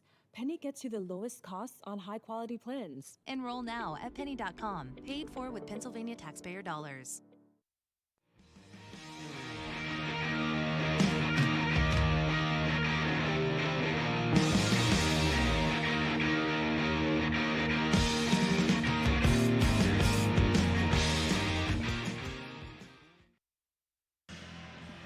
Play It Again Sports in Greensburg is locally owned and operated and focused on serving the community. Play It Again Sports buys, sells, and trades used and new sports equipment and fitness gear and passes along the savings to you. Their large inventory, customer service, and wide selection of major brands will keep you coming back for years. Open 7 days a week. Visit them on 6041 Route 30 or visit them online at playitagainsports.com/locations/Greensburg-PA. And coming to Cranberry Township on Monday, July 7th, the grand opening of Play It Again Sports, Cranberry Township. Right down the road here from the UPMC Lemieux Sports Complex, inside the FedEx rink. Back with Aaron Norkovikas, I'm Matt Popchock for PIHL Girls Championship Game Sunday on TenbandTV, presented by our friends at Play It Again Sports. And stick taps also to Soleiko Advisors for sponsoring our PIHL Girls News and Notes ticker that you see at the bottom of your screen during today's championship broadcast. This Lemieux complex, the practice home of your Pittsburgh Penguins, the permanent home of the Pens Elite boys and girls programs that have produced a number of the players on both sides. Note the gold helmets that we've seen all day long today. And Aaron, I am not a coach myself. I am not qualified in any way to work in that capacity for Pens Elite or any other organized hockey program for that matter. But of this much I am certain, you can't spot a team 4 goals on 4 shots and expect it to end well. It's not a sustainable business model, and that's pretty much the game summary and all you need to know about what Team West has done here today.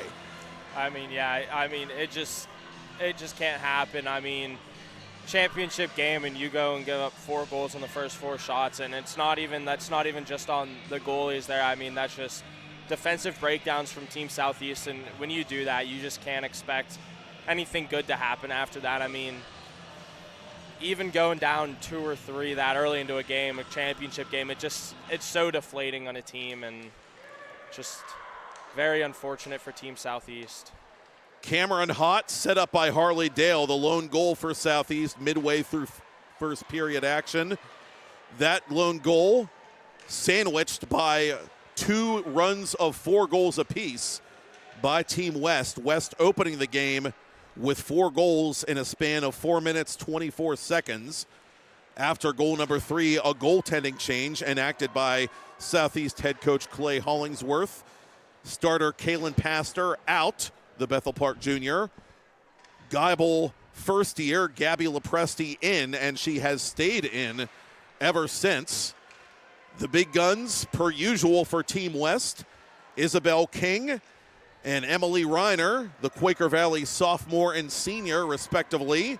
Reiner and King will finish this PIHL girls season 1-2 in league scoring honors.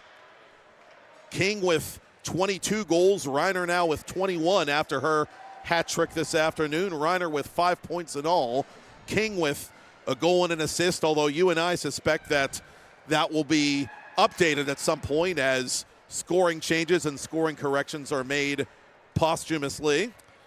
And they've been so dominant that I prematurely had the hat trick goal call warmed up for King. It feels like she should have a hat trick at this. Those two have just been all over the ice today, and eventually Reiner did get a hat trick of her own after 2 first period goals.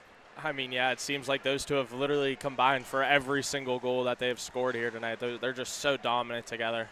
Roddy's wrist shot is off the blocker of Sydney Mathers.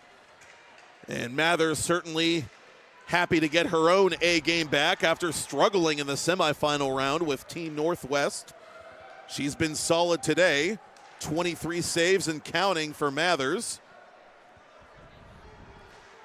Bloom, the Peters rookie, dribbles it on goal. Mathers with a calm kick save there.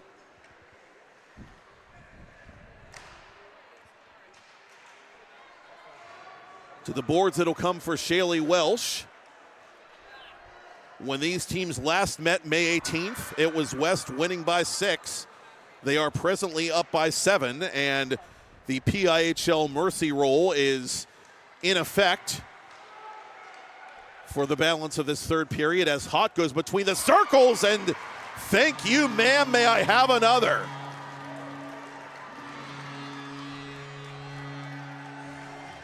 Hott again, second of the game.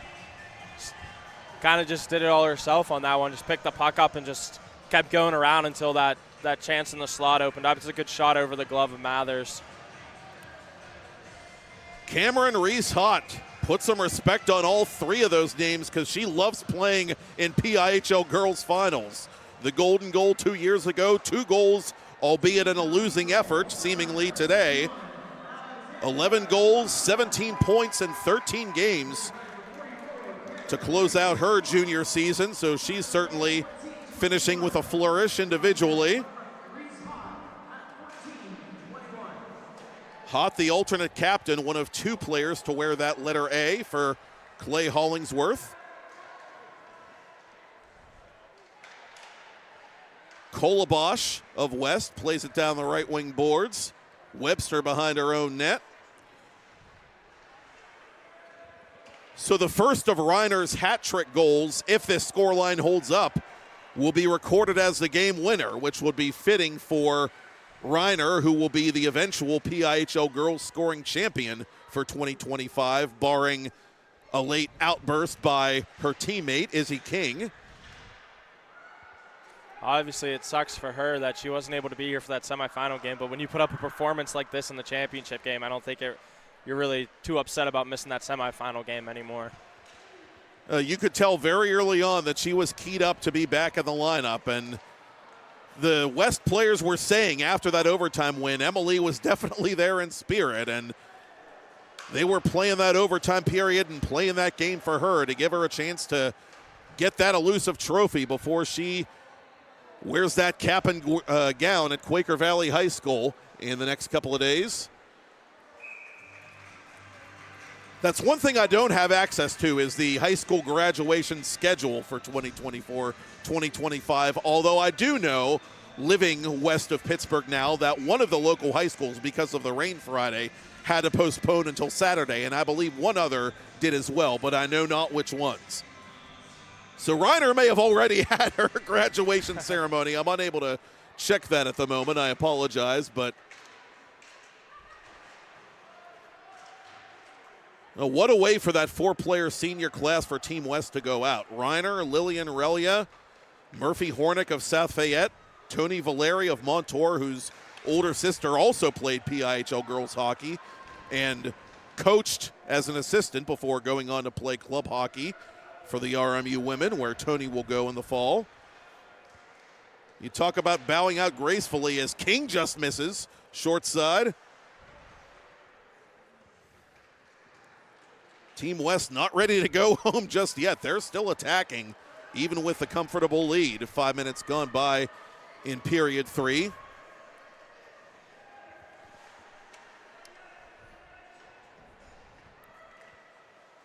To the point it'll come. Off a stick. Good play there by King. King to the cage. She scores.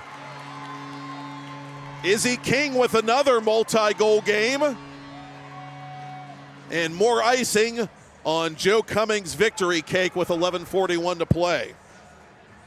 Yeah, just another bad turnover on the offensive blue line. Oh, we're going to get another goalie change here. They're going back to the starter here. Going back to Pastor, and we actually talked about that at intermission. We said, I asked if she was a senior and might as well just throw her back in, but this is a little bit of an interesting choice because now I just feel like as a coach you're just killing the confidence of both of your goalies right now. This is almost ripped from the 1991 Stanley Cup final, Penguins and North Stars at the Met Center, right down to the fact that one of the teams is wearing green, although this time it's the victorious team, or soon-to-be victorious team, wearing the green uniforms. Of course, the North Stars, infamously in that game, got so rattled by the Penguins that John Casey was pulled, Brian Hayward came in as the backup, and then Hayward was tormented incessantly by that Penguin offense, and so Casey came back in the middle of the third period, and the game ended up, of course, 8-0 for that historic first Penguins Stanley Cup. How old were you when that happened? I had just celebrated my 8th birthday. I'll say it. I'm not ashamed to. I'm old, but I remember it. Good times in Pittsburgh. I mean, hey, look at it this way. You've gotten to see 5 cups. I've only gotten to see 3. But the important thing is, my friend, each of us has seen a number greater than 0. That's the important thing. That is true. One of my roommates up at school that lived with me and Caden is a Sabres fan, so he's been going through it. So it could always be worse. To say the least. And the other thing, incidentally, as long as we're down this rabbit hole, the other thing I remember from that Penguins North Stars Cup clinching game is that it got so bad for the Minnesota fans that a bunch of them started sarcastically chanting the name of former goaltender Kari Taco, the Scandinavian goaltender who had been traded to the Edmonton Oilers earlier that season. That kind of reminds, another one. Hell yeah, it's rel yeah. Maddie nuzzling that nylon and welcoming Kalen Pastor back into the game with goal number 10 for Team West and under 10 minutes to play. Well, I was saying, that kind of reminds me of around 2019 whenever the Penguins' goaltending issues started to begin and people started chanting, "We want Fleury" again. Happy retirement, Flower, wherever you are. What a goaltender, what a human being. And NHL will not be the same what a without human Flower. being you are, Aaron Norkovicus, because you've not only interned with us as a broadcaster this spring and going into summer, we understand you're going to be interning for us in TenbandTV sales, as we sort of hinted at earlier in the broadcast, and I know you're looking forward to that. And Caden Kazarowski, son of our executive producer, Todd Kazarowski, our UPJ teammates, you guys are going to be doing some sales work, so if you're out there, you're a decision maker for your business or organization, talk to these two, please. Yes, please contact me or Caden Kazarowski. We have a lot of ideas of what we want to do here, so we'll be out there very soon going to these companies. So if you're very interested, please contact us. Sales@tenbandmedia.com is the email address you want to hit up. You'll reach Aaron that way, you'll reach Caden that way, you'll reach executive producer Todd that way. They can all help you out and find a advertising plan that fits your budget, for that matter. We are very flexible at TenbandTV, and the various sponsors and teams that have footed the bill for games to be covered directly on this network, they can certainly attest to that, and we've enjoyed working with all of them, and we want to grow that family as much as we can for 2025, 2026 to bring even more regional, high school, and college hockey, boys and girls, men and women, to you in the seasons to come. Yeah, and trust me when I say, with all the advertising opportunities here, I mean, you'll definitely get your money's worth with whatever you want to spend. I mean, so many different ways that we can promote your company. And we want to thank all the Kazarowski family, really, for their support. Kennedy doing great work behind the camera all year long for boys and girls season. And Finn Kazarowski has been a great asset, pumping up our social media, our Facebook, our Instagram, our YouTube, what have you. He's been, I know, working very hard on some things and trying out some new ideas behind the scenes. And those ideas have really borne some fruit as West scores another one off the dribbling attempt by Reiner, and Pastor just kind of flicks it out of the net in disgust. Yeah, she's throwing her hands up, slamming her stick. She's not happy. All gas, no brakes for Team West on their way to their first ever PIHL Girls Championship here in year number 4 of the PIHL Girls Division.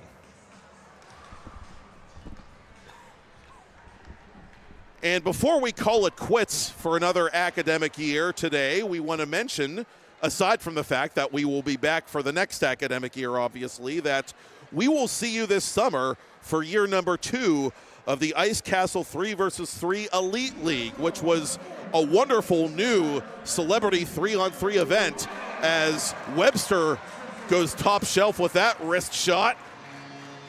11-3 with under 7 to play. And for Emerson Webster, that's goal number 8. That was a beautiful shot. Came down the left wing flying and just short side bar down. And now we get to hear this great goal song once more. At UC basketball games back in the day, I would hear it in my sleep after those basketball games were over. The pep band played it all the time. It just seems to have held up after all these years.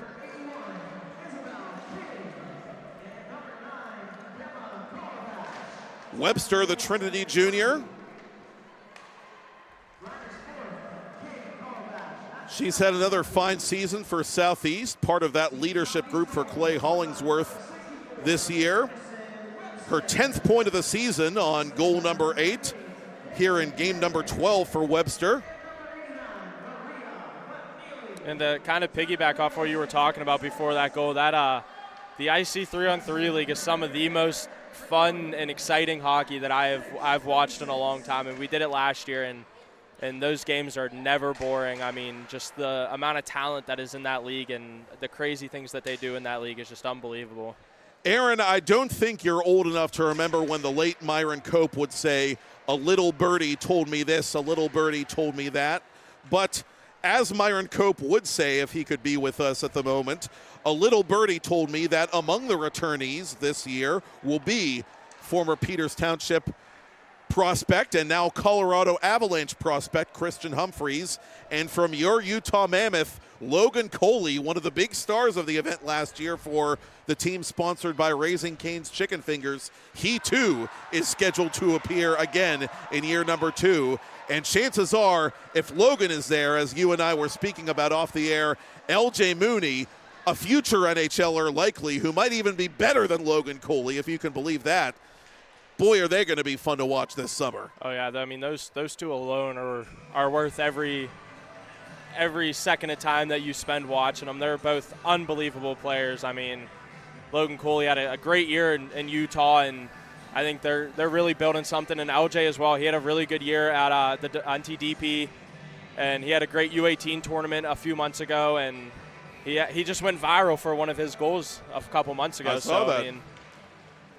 I mean, it's exciting enough for me to call these games, which involve past, present, and future NHLers and players at every level of upper-level hockey worldwide that you could conceive of, really. NHL, ECHL, college. Some have played in England. Some have played pro in Germany. I mean, you name it. Really, these players that play in this event literally come from all over the globe. So it's exciting enough for me to call an event involving all these players. You literally know a lot of these players personally, so I can't even imagine it for you. I mean, grew up playing against the guys like Coley. I've probably played against Humphreys. Can't remember if I have, but I mean, just playing against them when you're younger and now seeing where they're at now, it's just so exciting and so unbelievable to see how far they've come. And obviously, I mean, you could tell from such a young age of how good Logan Coley was and how good he was going to be, but I honestly never imagined that he'd been a 3rd overall pick and looking like he's going to turn into a superstar in the NHL. Respectfully, for your sake, I hope Christian took it easy on you. He is a heck of a player. The point being, as Mathers makes a series of saves, and Team West still very much into it. They love what they're seeing from their netminder today. I can tell you right now, I know Logan Coley didn't take it easy on us. I remember he played. He doesn't take it easy on anybody. Let's be fair. No, he does not. He was playing for Mon Valley, and I was playing for Shaw at the time, and they pumped us I want to say 12-2, and he scored 8 of the goals. And that kid he was something else, even from when we were little.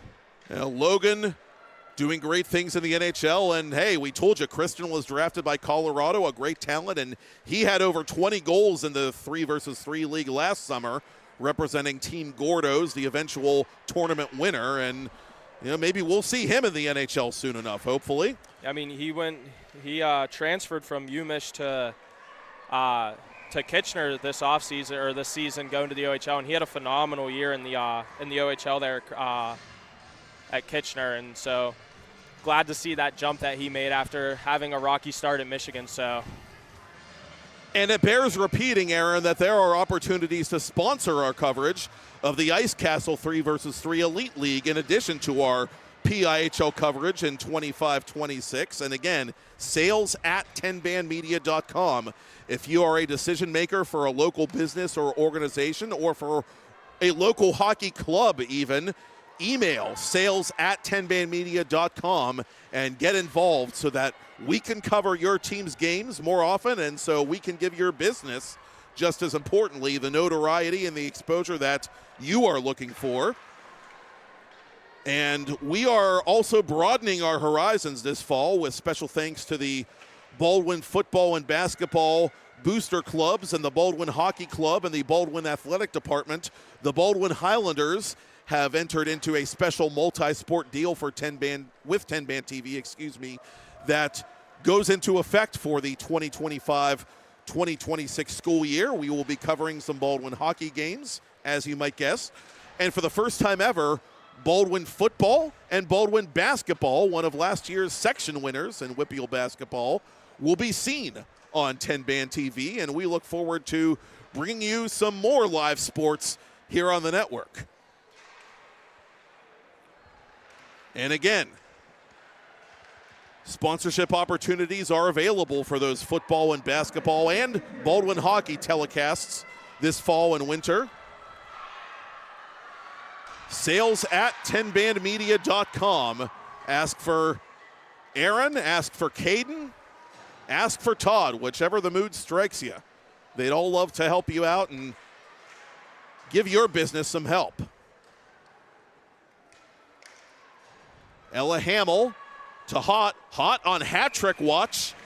Well, Sydney Mathers has other plans. And so the running clock ticks under 20 seconds now. Team West, coached by Joe Cummings, assisted by Howard Smith, Steve Broski, Olivia Murphy.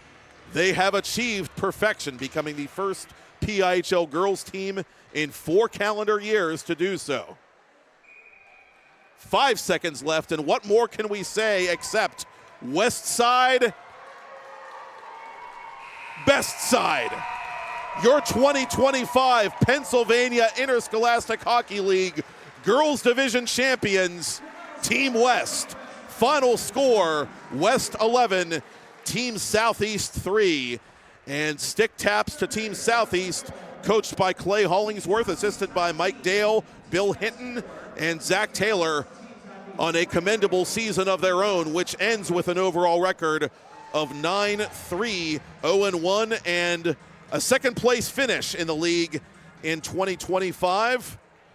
They had a remarkable run, but that run ended emphatically today by the first 13-0 team in PIHL Girls Division history, Team West, your 2025 champions. And boy, were they impressive today, Aaron. I mean, yeah, it was just literally, from the start, first 4 shots of the game going to the net, and they came to play, and they never took their foot off the gas, not one time today. PIHL Commissioner Tom Halliburka, either by accident or design, dressed in a green hoodie, reflecting the Team West uniform color, about to hand out the official championship ball caps to the winners, as we see some nice sportsmanship and hockey hugs between the two teams at center ice. And obviously a lot of these girls play with each other on junior teams like Penn's Elite, Steel City Select, South Pittsburgh Rebellion, to name a few. So at the end of the day, they're all buddies, and that's another thing we love about doing hockey, is the camaraderie. Yeah, I mean, hockey is it's definitely one of those sports that have always confused me with that. I mean, even myself, I'm one of the more chippier players on the ice, but it's like once that buzzer sounds to end the game, you're just friends with everybody. Let's hear it for these 2 teams.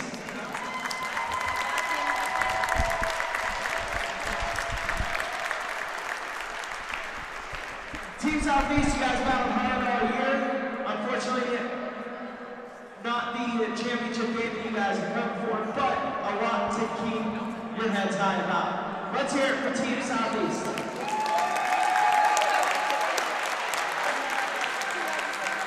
Team West, we were on the wrong side of this conversation last year.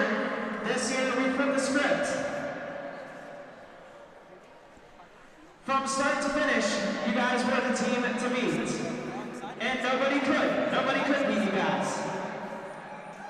Joe, as I said last year, you have done so much to help grow women's hockey, especially here in the Pittsburgh area. And you have done so much in terms of player development. With that said, who's ready to get the trophy? Come on, you guys don't seem that excited about it. Who's ready to get the trophy? Who's ready to get their hats? All right, will the captains please join us up here? Will the captains please join us in center ice and grab the trophy?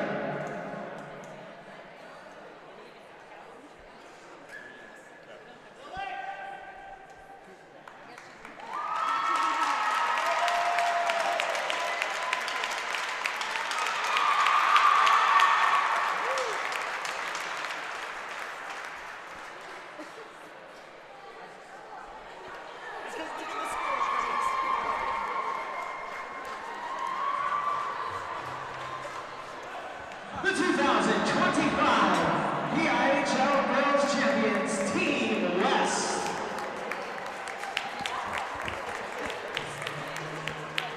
And you see at center ice, PIHL Girls Division Operations Manager Jennifer Porter with Commissioner Halliburka.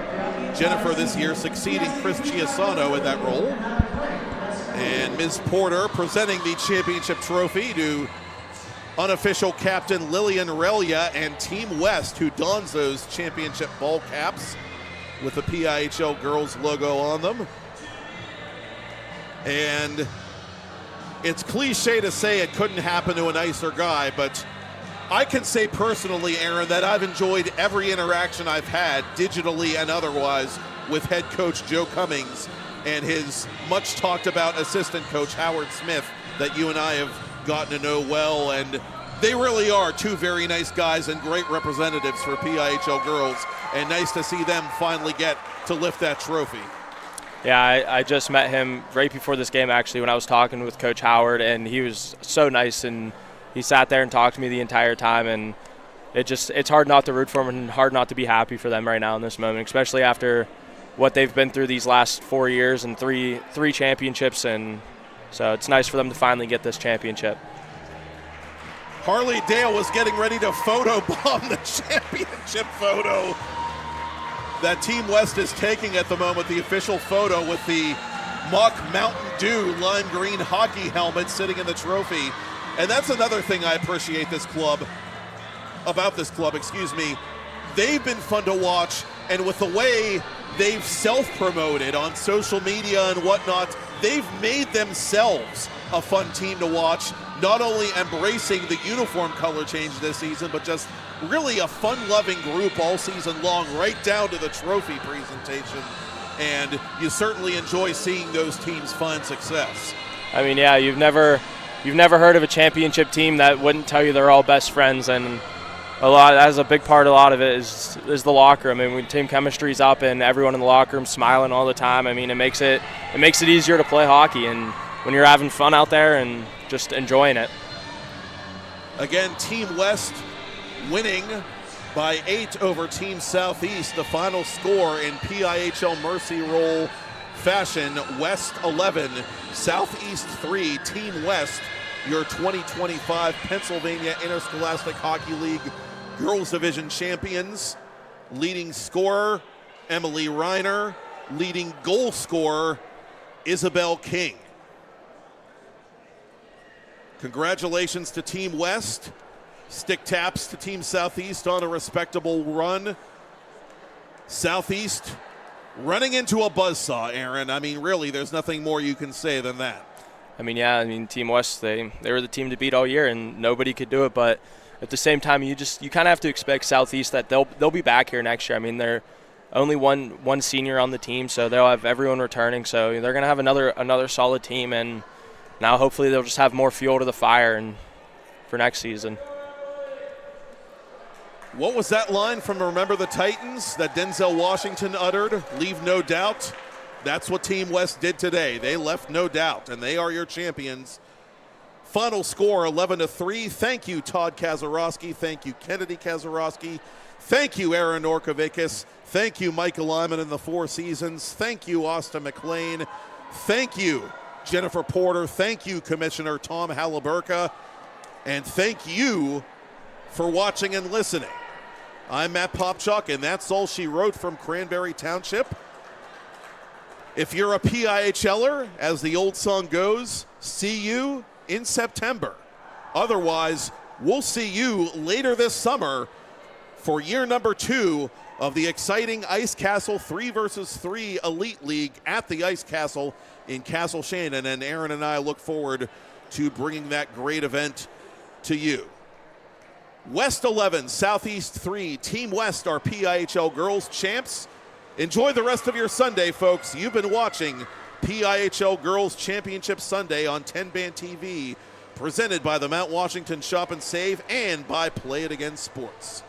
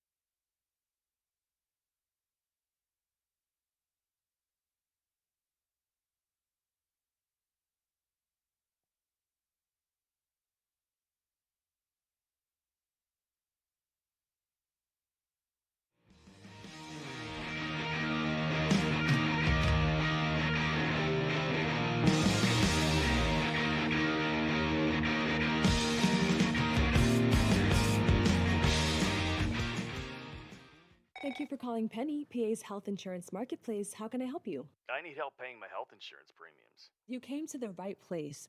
Penny gets you the lowest costs on high-quality plans. Enroll now at penny.com. Paid for with Pennsylvania taxpayer dollars. Play It Again Sports in Greensburg is your locally owned and operated sporting goods store. We set ourselves apart by offering a wide variety of both new and used equipment at competitive prices. Located in the Greengate East Plaza, below Walmart, Play It Again Sports' knowledgeable staff will help you and your family prepare for every athletic season. Whether you're looking to buy, sell, or trade, we are here as your one-stop shop. At Play It Again Sports in Greensburg, everybody plays. Captain Lucy Hollingsworth, part of that 6-player Peters Township posse. King from an angle, shoots, scores!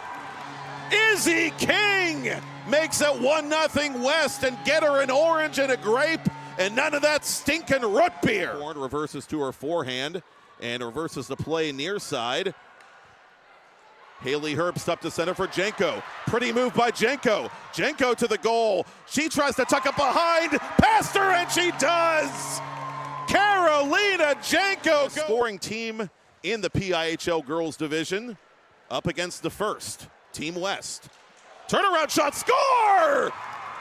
Emily Reiner makes it 3-0, and these pretzels are making me thirsty. Early in that one, and it kind of lit a spark under Dallas, so let's see if Southeast can kind of find that same spark here and get something going here offensively. Emily Reiner has hit the 40-point plateau already as West has scored again. Mercy does not exist in this dojo, Aaron. It's Reiner right in the thick. The pass easily broken up by a number of Southeast back checkers. Hot with space on the left side. Hot around the defender. Hot to the backhand to goal. Score! It's getting hot. It's getting hot up in here. Lighting a candle of hope, perhaps, with, again, a lot of time left in this hockey game, and now it is a 3-goal affair for Hot. 7 points in 5 games, and they get it right back. Valeri shot it. I'm not sure who touched it, but just as quickly as Southeast lands a punch, Team West lands a counter punch. The Ice Castle, making 20 saves in that game. She has 2 shutouts this season. Play in front for Reiner. Reiner unable to put it on target. Wants to leave no doubt and put his team in the best position he can early to make Southeast chase the game. Yeah, they have a 5-1 lead already. Right in front, and that was like shooting fish in a barrel for Izzy King. And you can break out the chapeaus, not for Reiner, but for King. Leave no doubt and put his team in the best position he can early to make Southeast chase the game. Yeah, they have a 5-1 lead already. Right in front, and that was like shooting fish in a barrel for Izzy King. And you can break evident once again this afternoon.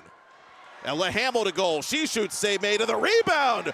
Oh, Mathers, quick as a bunny, kicked that one out of there. And right to Schultz, conveniently. Schultz puts the moves on Krafalski. Schultz to the goal, stays with it. Schultz shoots off Lepresti. Turned over to Reiner. Reiner makes her move. Reiner to goal, saved by Lepresti. No rebound. Jenko, I beg your pardon. One-timer going just wide off the stick of Maddie Relia. Lillian to Maddie. Maddie to Emily Reiner. Burial! And now you can break out the chapeaus, baby. Emily Reiner changing on the fly. Outlet for Eichhorn. Eichhorn should be the first player to this puck. She is. She shoots in one motion, and Mathers just got a piece of it. Performance, and that's the difference between the teams that are up here and the teams that are a notch below the teams that are up there, as Mathers covers. I mean, yeah. Lillian to Reiner, back to Lillian. Lillian to Maddie. Maddie to Reiner, just redirected wide. Couldn't put it where she wanted. Reiner going for goal number 4 unofficially this afternoon. A miscue there by Relia, and there goes the power play. Hot on a breakaway, hot to the goal, save made by Mathers, and she'll flop on that loose puck to force the face-off. Clear that they didn't have that mindset going into this game. Eichhorn skating well, playing it to the right point. Now the play is broken up by Jenko, and now Jenko's going to have an opportunity on Lepresti. Jenko to the goal, score! They didn't have that mindset going into this game. Eichhorn skating well, playing it to the right point. Now the play is broken up by Jenko, and now Jenko's going to have an opportunity on Lepresti. Jenko to the goal, score! To the point it'll come, off a stick. Good play there by King. King to the cage, she scores! Izzy King with another multi-goal game. That kind of reminds, another one. Hell yeah, it's Relia. Maddie nuzzling that nylon and welcoming Kaylin Pastor back into the game with goal number 10 for Team West and under 10 minutes to play. Well, I was saying, that kind of reminds me of... And those ideas have really borne some fruit as West scores another one off the dribbling attempt by Reiner, and wonderful new celebrity 3-on-3 event as Webster goes top shelf with that wrist shot. 11-3 with under 7 to play. Respectfully, for your sake, I hope Christian took it easy on you. He is a heck of a player, the point being, as Mathers makes a series of saves. I can tell you right now, I know Logan Cooley didn't take it easy on us. That kid is he was something else, even from when we were little. Logan doing great things.